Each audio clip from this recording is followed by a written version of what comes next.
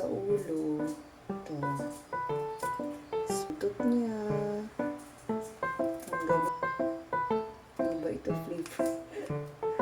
Mga kamay, mga galamay niya dun sa ilalim ng tiyan niya. Para maganda. Yan. Wala nang sagabal sa pagkain. Ayan. Ito, ready na ito. Marinate tayo with Sprite. Ito nilalagay ko. Para talagang lumalangoy siya sa masarap. Salt. And then, leave for around 1 hour. Pwede din. 30 minutes kung wala ka ng time. Okay. Yan. Ito na yung ingredients natin sa ating buttered shrimp. At dahil walang butter, eto na, margarine na lang. Okay. Ating ginger. Wow.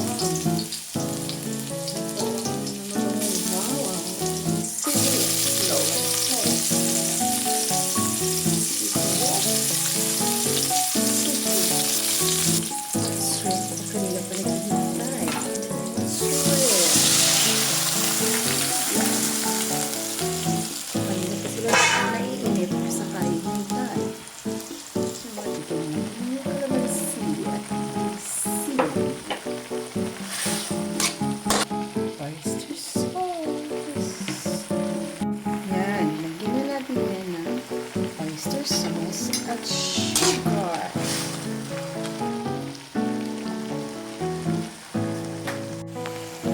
Nagulo na talaga ang napakasarap.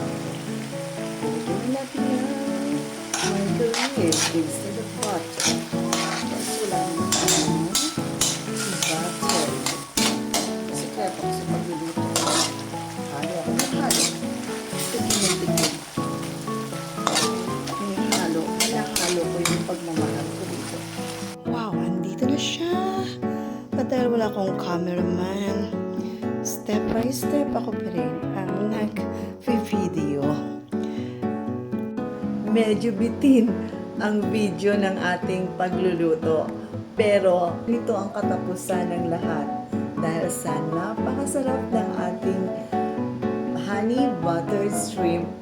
Yan ang ebidensya na masarap talaga. Ubos na ubos.